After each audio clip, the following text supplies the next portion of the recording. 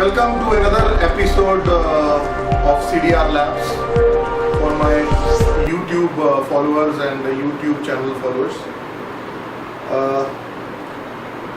Doing complex dead flash card recoveries like pen drive, camera SD cards, mobile phone micro SD cards, professional camera compact flash cards is not only the cup of tea of Americans and Europeans and the Russians and the Chinese. We people here also in India are, if not that great, but we are still at a level where we can solve majority of the cases. So today I have a card in my hand.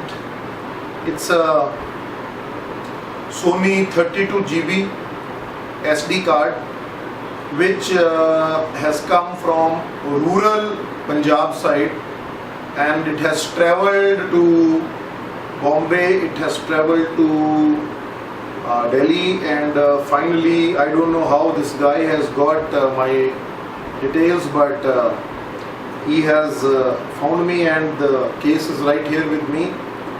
Upon opening up of the card, I found out that there is no circuit. It's a monolithic card. A monolith card basically means there is just a black kind of a thing. There is no controller and there is no separate memory component or the memory IC, so that I can extract the memory IC and I can start the recovery. So it's a single piece. I do see it little bent, but I'm going to do some further testings. We'll shoot some frames on that. And now, as soon as we get these kind of cards, our first inspection would be that we open up the card after doing all the testing.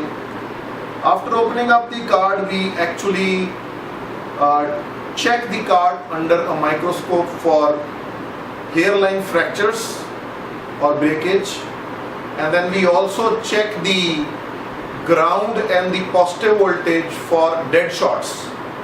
If we have these two conditions, we as of now don't do it, but there is a method in which we can do some other tests and we can dig open the card and try to isolate the NAND from the controller, and might be a short circuited card also we can handle in that way. But that is a little further off thing. Concept is clear to me, but I don't do that right now. So in the next frame in which we shoot, we are going to check if the card has a dead shot or not, because if it's dead shot, as soon as we put it onto our tool, it will short the tool also. So alright. Okay, now we are in the next stage of the process. So first what we are going to do, we are going to use our microscope and we are going to test this card for any hairline fracture or any breakage. Let's do that.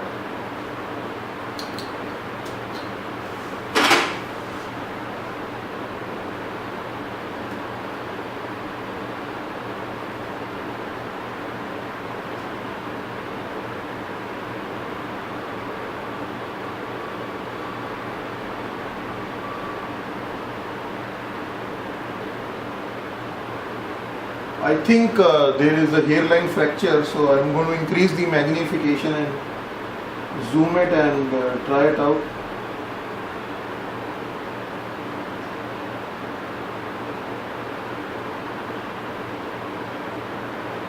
I'm at approximately 15 times now, but I'll take it to 20 and try.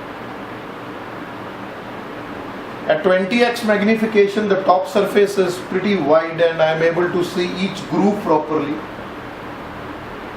So the testing is going on. If I see any kind of breakage, something which looks like a breakage and is not a breakage, is easily identifiable at this point. So, okay, on the top black surface I don't find anything. So I am going to reverse it into the circuit side and then reduce the magnification little and then try it out at around 10x again.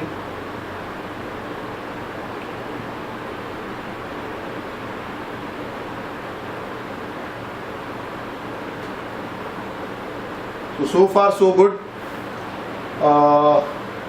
Now in the next stage, what I'm going to do is, if now we have passed the stage where we think that the card does not have any hairline fracture and is not having a problem internally like that. So the next stage is that we take a multimeter and we are supposed to check if there is a dead short between the ground and the VCC voltage. So I'm going to put it into this mode and I'm going to try it out. I'll keep it under the microscope, it is little easier to focus.